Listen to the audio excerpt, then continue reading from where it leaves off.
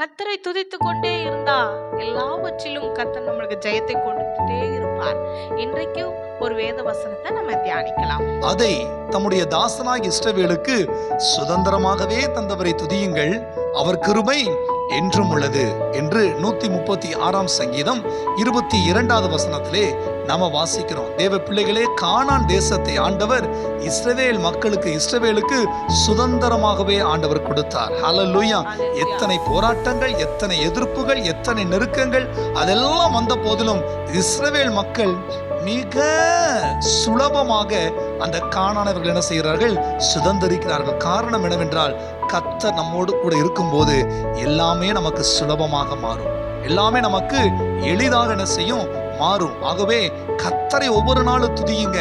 ஆண்டவர் பல நன்மைகளை சுதந்திரிக்கும்படியாக உங்கள் எல்லைகளை விரிவாக்கி கொண்டே போவார். இன்னும் கர்த்தரை துதியுங்கள். நன்மையானவை நீங்கள் சுதந்திரித்து கர்த்தருடைய நாமத்தை நீங்கள் மகிமைப்படுத்த போகிறீர்கள்.